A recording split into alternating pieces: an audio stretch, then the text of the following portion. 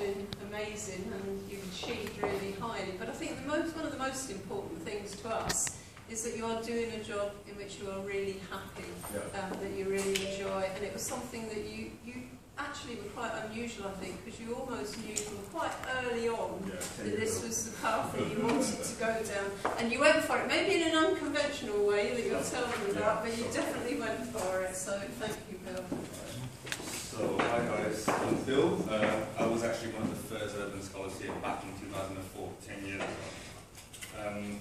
Today I want to talk to you about how the Brunel Urban Scholar program has made a positive impact to my life. Right, so I think we all know, everyone here all know, Neil Armstrong is the first man on the moon. And the story goes like this. When he was 5 years old, he stood in his back garden staring at the moon. His mom came out and asked him, "What are you doing out here?" And he said that one day I will go up there. So Neil Armstrong has got to his moon, and I'm still chasing mine at the moment. And today I want to talk about 3 main areas. So plan for the future, facing challenges and making choices. And all these points I've actually learned while I was here for the 4 years. Yeah, that was me back in the day. So 2004, that's when I was luckily chosen to come attend the Urban Scholar program. I've only came to the country in 2003, which is 1 year prior to this.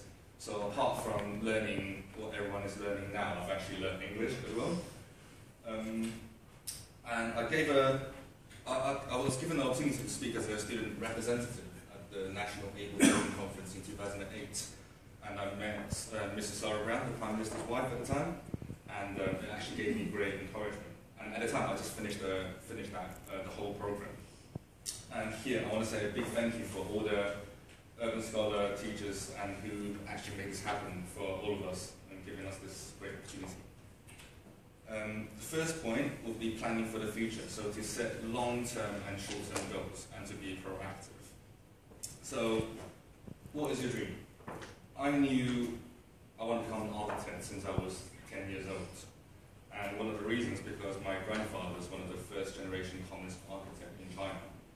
And other reasons being architect is a very respected job, and realistically speaking, they make a lot of money. So you have gold, respect, and money, so that's the perfect package. And I've been preparing for this since I was 10 years old because actually it's pretty early for a kid to think like this, but it's good knowing what you want to do in the future rather than spending all your time playing games and watching TV. So I planned out what I need to do, and I followed my plan. And so I went to summer schools in universities to enhance my knowledge in related fields, building up my connections in different areas of expertise, so that can help me in the future. Because you never know when you need help and who you need help from. And don't be afraid to share your dreams. So on the screen here, there was the talk I was giving when I met Sarah Brown in 2008. Before the talk, I shared my dreams with Mrs. Sarah Brown, and she advised me to go and seek out world-famous architect Norman Foster, and then I gained an internship with him because of her. So this is my journey so far. So at 10 years old, I started knowing what I wanted to be. Between the age of 12 and 16, I was here at the program, and I did an internship at a Chinese architecture firm when I was 15, and 16 at Foster & Partners, thanks to Sarah Brown. 18 years old, I started learning architecture at university, and 21 years old, which is just last year, and last year, it was my first ever design shop was built in Hong Kong. And so I'm currently studying at the University of Arts London, Raymond College, on a course called Interior Design and Environmental Architecture. I'm the only person in the university who actually have the skills to turn still architecture designs into actual animations. And my work has been used by my tutor as part of his presentation at the World Architecture Festival in Singapore last year.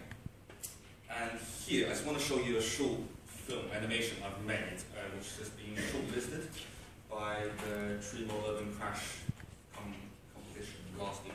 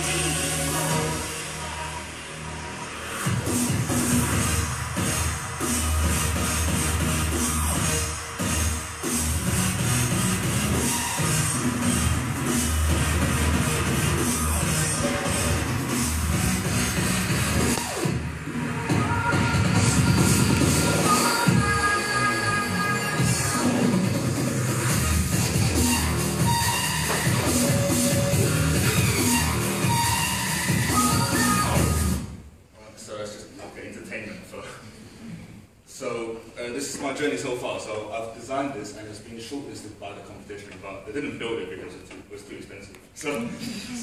And the next stage of my life, which is my first build design. So I was in Hong Kong just December to see the shop opening. So from dream to reality, and this is it feels really great standing in something that you designed virtually and got made into a real thing. So. And there's me. just behind the go. Yeah. So my next part of my plan for the next few years. So when I'm 22 years old this year, I am planning to apply for masters at the Royal College of Art. 25 years old, I plan to become a pretty good architect at Frost & Partners. 30 years old, I plan to study an MBA at the London Business School to improve my management skills. And by the time I get to 35, I hope to become an excellent architect. All the things I've learned before, and fingers crossed, when I'm 40, I hope to become a great architect, which in the community everyone knows who I am. So it's very important to have the ability to see the future, know what you want. So where do you see yourself in 5 years? And it's very important to start preparing for them now. And the second point I want to talk about is facing challenges. So to persevere and to be determined, to have no fear of failure, and to learn from your mistakes. When you complete this program, you tell people what you have been doing, and people look at you very differently because at your age, to get into a scholarship program at a prestige university, people see you as geniuses. And but you have to want to be here from the heart, because when I was here 10 years ago, a lot of people around me were saying that, oh, I'll be at home sleeping or playing games rather than being here. But I ignore them because at your age, some kids don't understand how lucky you are to be here. So when I talk about making mistakes, I've made quite a few.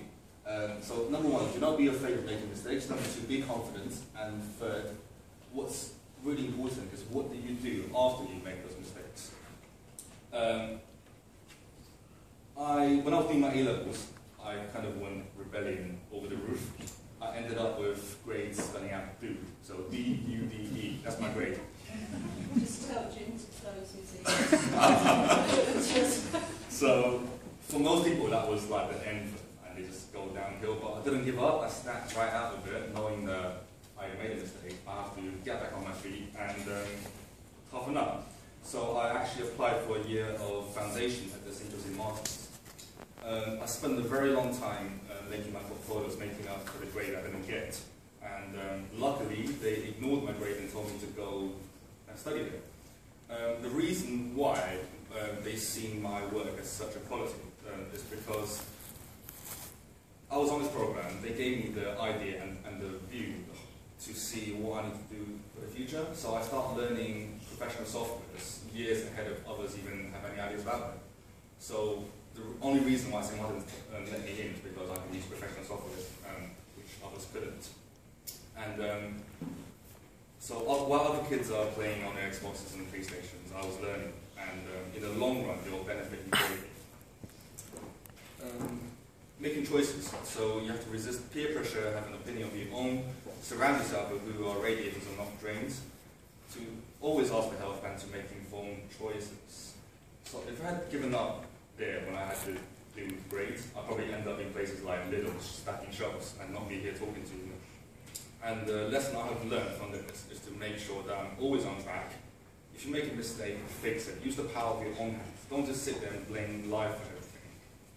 So I got back on my feet and got into a great university with fantastic students helping me, and so far life has been great. In terms of choices, there's no, to me, to my understanding, there's no such thing as a bad choice or good choice, because if you make a choice in your mind, you always think there's something good about it. But what's important is when certain mistakes happen, what do you do with it? That's the most important part. Have an opinion of your own. So you can see the picture. Being different is not a bad thing. So everyone here is different to all your friends, which is not it, because you actually make the effort of coming in. I want to say a story. So lazy is human nature. I'm a very lazy person too. But I believe there is clever lazy and stupid lazy. I choose to be clever lazy, because clever lazy, to my understanding, is to work very hard for these few years, study very hard, so you're so much ahead of everyone else. When you graduate, you almost certainly will be hired for a very good job, get very good pay, live in a big house, have a lovely wife and a lot of kids, go on tons of holidays. And that's clever lazy, because you work very hard for a few years and enjoy the rest of your life.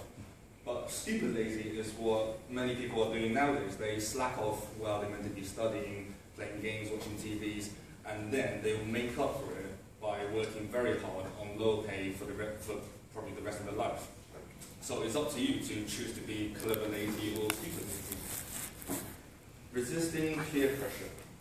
I'm sure many of you have friends who make fun of you for coming in to study on Saturdays while they're at home enjoying the TV and the computer games.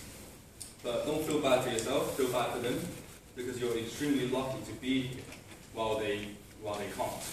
So you get to go to places they can't go, and you get to learn things years ahead of others, which put you in the clever lazy area. So feel proud, don't feel bad for yourself. And don't be thinking about doing bad things like drugs because your friends are doing it. You're probably a few years later, but you never know.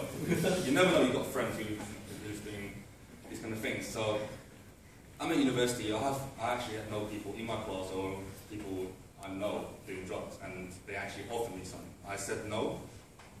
Really? I said no, because why would you want to do something that is bad for you and you have to pay for it? So if you've got friends who actually are offering you things like that, I think it's time for you to reconsider your friendship with them. And so have a strong mind. Don't let people stop you achieving your goal. You have to understand, once your level rises, the people around you changes as well. So you will start to have friends. As you got the ladders, you start to have friends who are just as hardworking and just as clever as you, and you and your friends improve together. And as for the friends who actually are not doing well, making fun of you and probably offering you drugs, they will stay where they are for the rest of their life. If you have a question or problem, always ask for help. It doesn't have to be study related. It can be anything: health, personal problems, relations, anything. No one's going to be laughing at you because you're asking for help. The people who will be laughing at is the people who doesn't ask for help and then ending up getting in trouble because of it. And if you don't ask for help, then people are never going to know you needed it. And what I want to tell you in the end is to hold on to this opportunity that is offered to you, because someone somewhere is paying a lot of money for you to be here.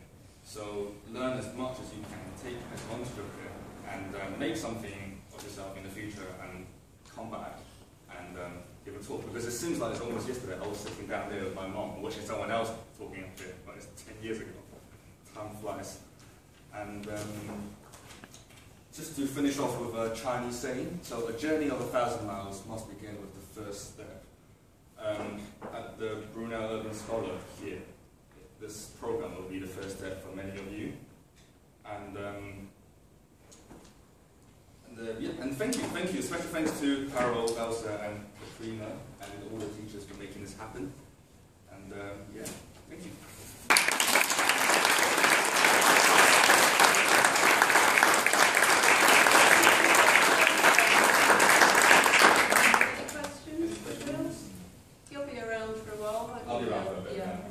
Actually, interesting you mentioned Elsa. I should have mentioned Elsa, because she's the professor within our unit, so she's the person that very first set this programme up.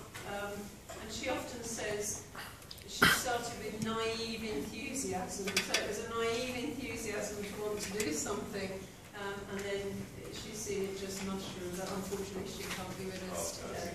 Thank you, Bill.